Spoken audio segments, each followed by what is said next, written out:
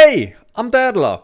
And I'm Alex, and welcome to the 7th episode of the segment tutorial series, this time focusing on the bureau raid segment. Usually we would load the save file now, but there is one more thing to talk about before that. This time there is not one but actually 4 different save files that you can choose from. The only difference between them being the car that you start the segment with. This was done because in the full game run, the car that you have is dependent on RNG. And as it turns out, people have different priorities when it comes to picking cars. Personally, I always pick the save file with the 9F because I think it's the fastest car for this specific mission. But it can be very hard to control because of its huge top speed and very slidey handling. There are also save files with the Chester, Massacro and Infernus, so if you prefer any of those cars you can also take them. Load whichever save file you have chosen, that you can either get from speedrun.com or from the GTA 5 speedrunning Discord, link in the description, and start the mission as per usual. Jump once to get into the car as fast as possible and make sure not to close the door while jumping, as this makes the animation take longer.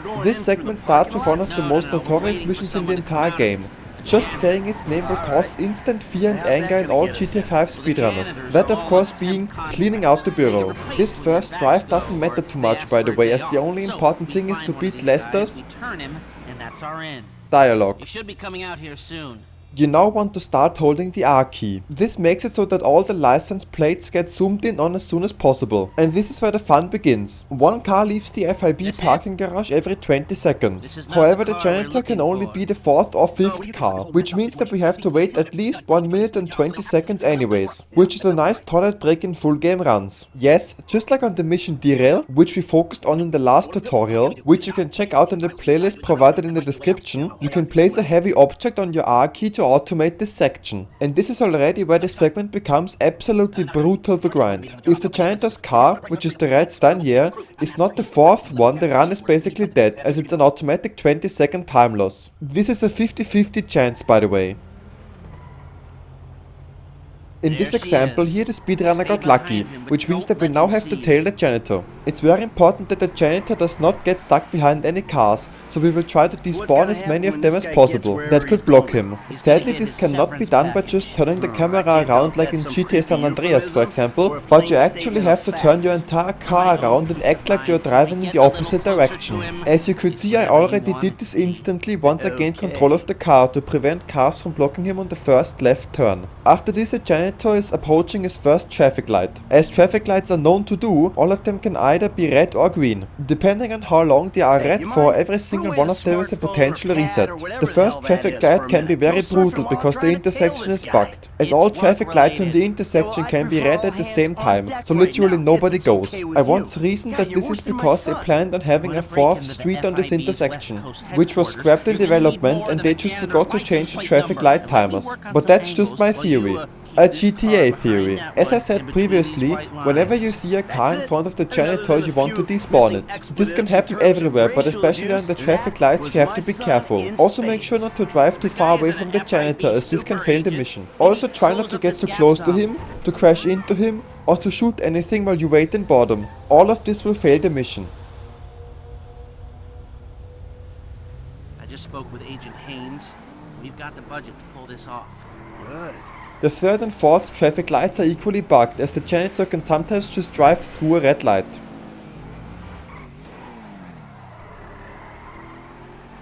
Come on. What do we do when he gets home? What do we need from him? This much distance is a little reckless for my taste. Close in. We need cooperation, and maybe his overalls and an ID. And if he don't cooperate?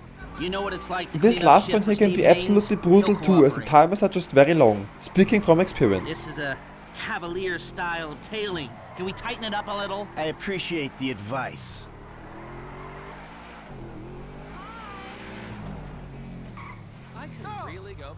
Once you see the yellow dot on the minimap, his noise detection changes, you can go anywhere you want. Now drive around this house and park your car between the wall and the stairs for a nice walk. Do not go too far forwards though, as this will mission fail you. Also note that this entire section from when the yellow dot spawns until the Janitor enters his apartment is on a timer, so anything you do here does not matter. We will once again do a wall breach here, like we did in the mission Fresh Meat. Position yourselves next to the wall, go into the furthest away 3rd person camera angle, climb it and change the camera angle just as you see Michael's first foot touch down on the railing. There is something special here though. During the wall breach you want to turn your camera to look towards the left, as otherwise you can get stuck in the wall.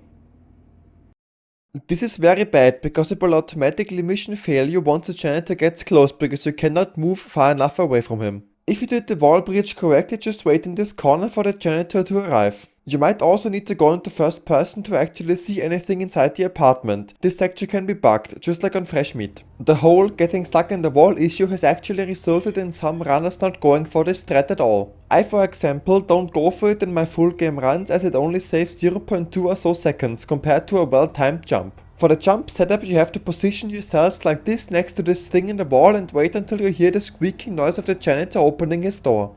Then just jump into the gap. If you jump too early you will mission fail for spooking the janitor. If you jump too late you just have to wait for 1 second before the door opens again. You got another one of those, Harvey?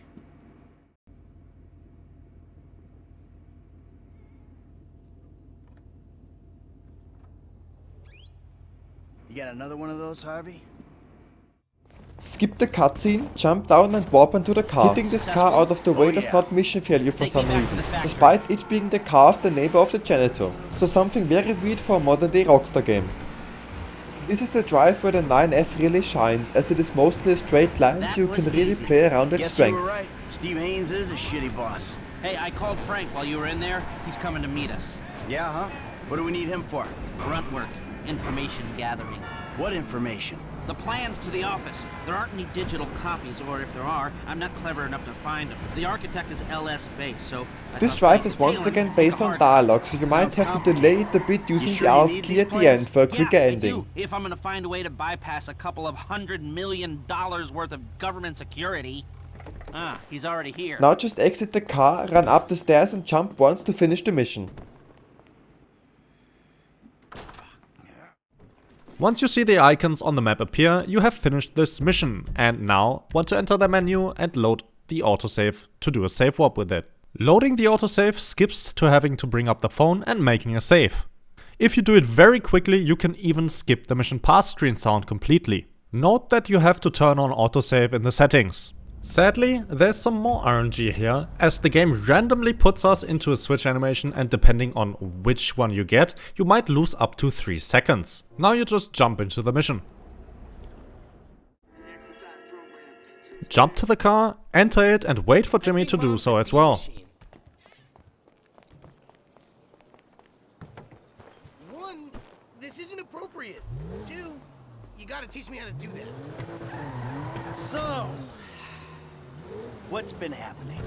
You know, When driving up to the coffee place, it is very important not to interrupt the dialogue by hitting anything, as this will prevent us from jumping into the yellow dot.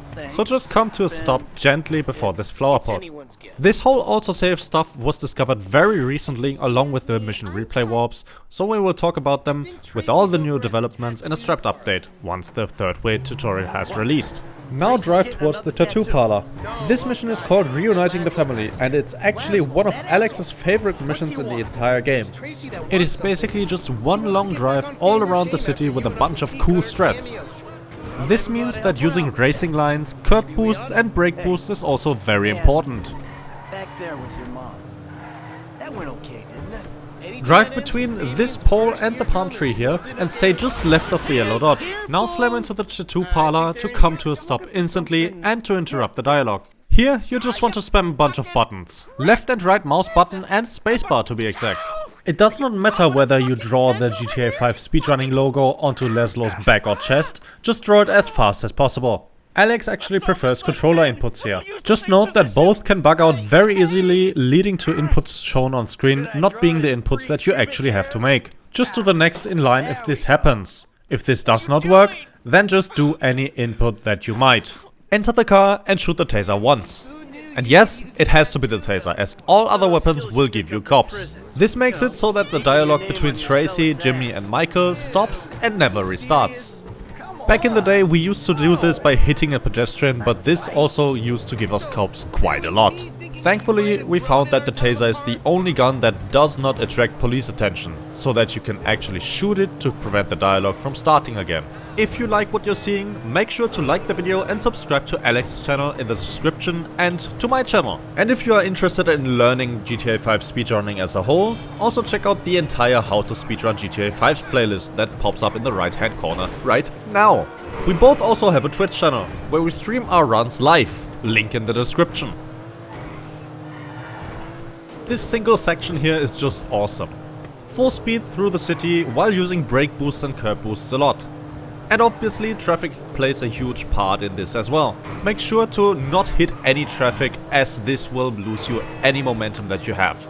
Slow down a bit for this jump at the end, else you might end up on Dr. Friedlander's roof. There also used to be a strat here where you would dive out during the jump to interrupt the dialogue, but this got replaced by the taser strat. If you did not hit the yellow dot perfectly, you can also do another strat here. The only way that domestic violence is faster, by punching Amanda like we punched that one guy on Palito's score to interrupt her dialogue. Sadly, this only works if you have not triggered the yellow dot in the car, as doing this prevents you from exiting the car. After the cutscene, jump once and enter the car. Now you wait for the family to do so as well. The upcoming hill climb is also quite legendary. Take a wide turn and then head straight for the hill. This strat needs a lot of practicing. Also try to copy Alex's lines as closely as possible. Now head for Michael's house while once again abusing as many driving mechanics as possible. There's actually a funny little story about a different hill climb some people do here. Alex and a bunch of other speedrunners were randomly rewatching the oldest still existing Any% classic run by Decap from 2015 or so, where he randomly did a different hill climb. This got some of the runners thinking, and some decided to now use Decap's hill climb instead. Alex, however, and myself included, does not like this strat, as it is a bit slower and he is consistent enough at the other strat. Slam into the wall here to interrupt the dialogue, just like we did at the end of Father-Son all those years ago in the 20% tutorial. You might also see some people diving out their cars here. This is equally possible but more risky, as you can die while diving out or even softlock somehow. Now for Architect's plans. Here it is quite important to use the auto-splitting feature of Live Split, as you can only switch to Franklin once the split reaches 18.5 seconds. If you switch too early, you will get a random switch, meaning that you have to switch back to Trevor and then back to Franklin to make him start the mission automatically. Sometimes you will also hear people talk about counting jumps or stuff like that to know when to switch, but this is all irrelevant. Just wait for the timer to hit 18.5 seconds. Man, I'm following the architect. All right, don't fuck it up. All right. Shoot once into the air to get the architect to exit his vehicle and then shoot him. Pick up the briefcase. Enter the car and start heading towards Los Santos Customs. Be careful while entering the sewer, as you can flip quite easily. You can also go for a very risky jump here. If you don't like this jump, just go slowly around to the left side. This jump is so risky that I don't even go for it in my actual runs. It took me about 15 tries just to hit the jump like this in the video. And even here I got very lucky with the poles flinging me in the right direction. So yeah, I do not recommend anybody to go for this. This is another section where the full game run does something different. That being using Franklin's Buffalo to escape and then tuning it at Los Santos Customs while also respraying to lose the cops. That's right, during this mission we will use one of the most iconic mechanics in all of GTA. Respraying your car to lose cops. Also make sure to scroll while entering the mechanic to skip the small cutscene. Now just drive to Lester's factory, which, thankfully, is right around the corner. Run up the stairs and use one last jump to finish the mission. Spam through the heist selection screen and select the lower option, so option B.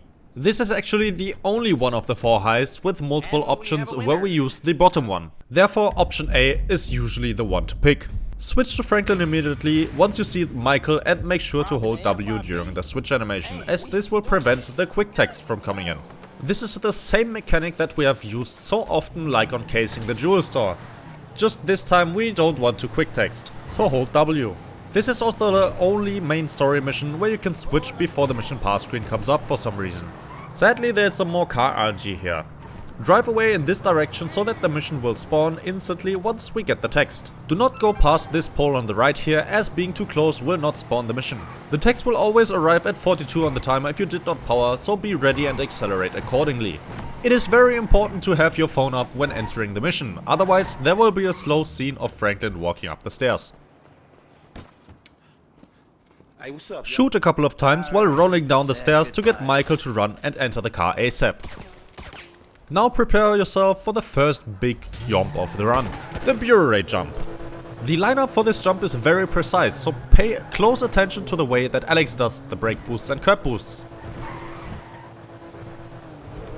Hold Franklin's power for long here while brake boosting to enhance the speed.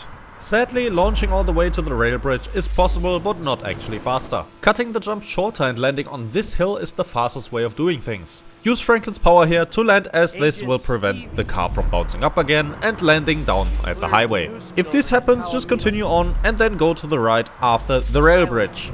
Landing early is faster because you can slow down and drop a few gears before doing a mid-drive and powered brake boosts. This will obviously improve your speed massively. Great. That's something to look forward to. Now spin your car like this to warp out of it and then climb this wall. Despite there being a security guard right next to you, you can do tap movement here. Alright, you're Haynes' pilot, right? We gotta wait until it's late enough, then we move in the chopper.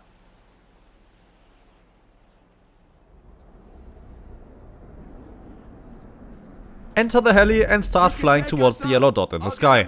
I will speed this boring flight up for you a bit. If you are doing a full game run, it is also very important to set up a hospital ward before entering the helicopter. Alex always uses the focus key, R on keyboard or B on the Xbox controller, to line up correctly to go to the yellow dot as fast as possible. You need to find the right rhythm here between going up and going forward, as you want to beat as much dialogue as possible. Make sure to stop focusing just before hitting the yellow dot, as this can somehow cause the entire dialogue to play and lose you like a minute. Lester wasn't kidding, homie. He torched the joint. Yeah, makes me think like he ain't got faith in his own crazy plan. Hey, come on, grab the stick! Parachuting is easy. Just do a bit of gliding to land on the building and repeatedly press W.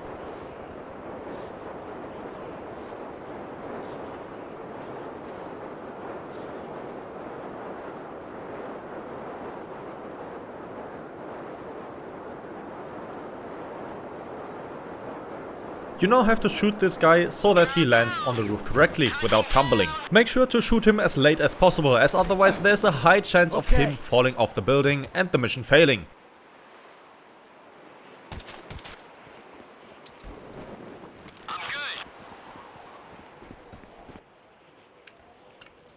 Jump once and do a quick throw to explode the door.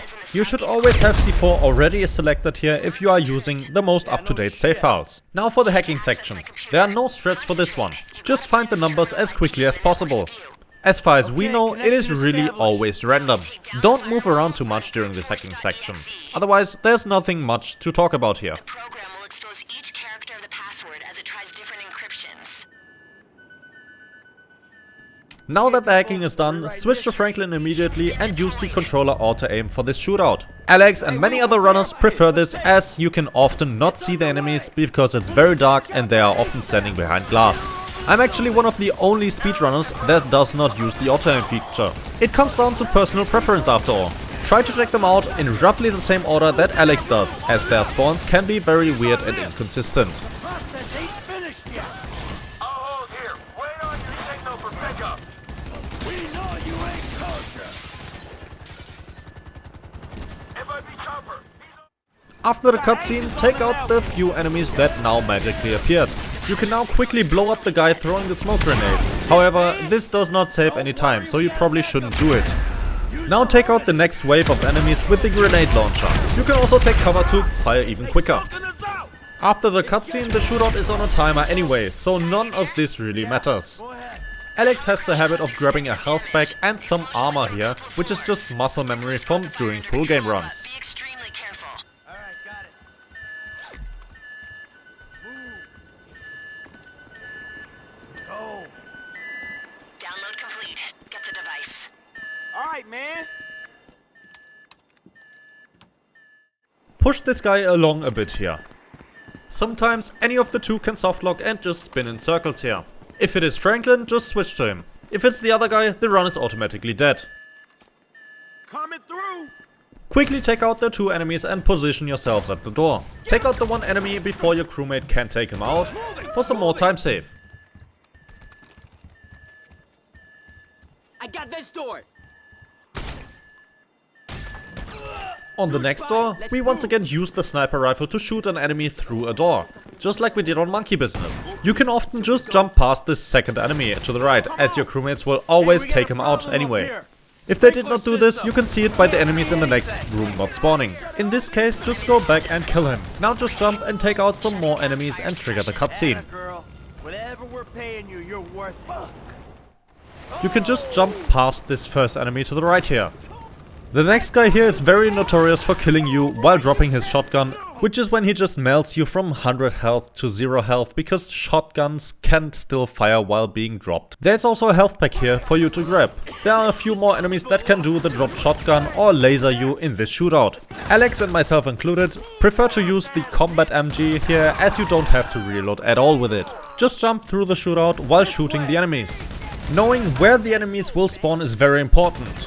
This shootout is a great example of using the indoors movement mechanics in this game correctly.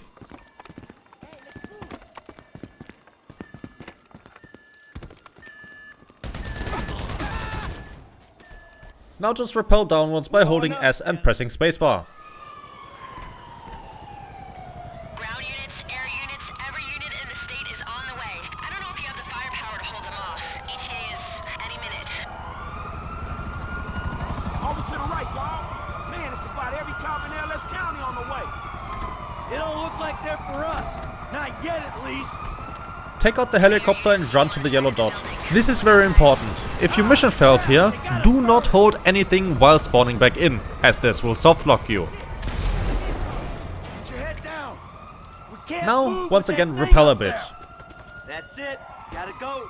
No shit, let's get cracking, man. Unless you feeling at home in this Fed building. Hey, you wanna side with Trevor? Once you arrive at the bottom, switch to Franklin and take out some more enemies with the carbine rifle. Previously, we used to RPG these last 3 enemies, but it has since been found that this messes up the movement of your crewmates, so don't do it. You're in our way. Corrupt ass bitch. Ah, crap. Where's our Enter the ambulance and drive forward a bit. Wait for your crewmates to enter and start driving. Move it before we're seen. Do not power until the intersection, else you can collide with the SWAT car, which is an automatic mission fail. What we do here is quite interesting. We don't mid-drive immediately once we reach the higher RPM, we instead hold the RPM by tapping W and only mid-drive once we are sure that we won't hit the SWAT car. The 2 following brake boosts are very important to get the otherwise very slow ambulance up to speed.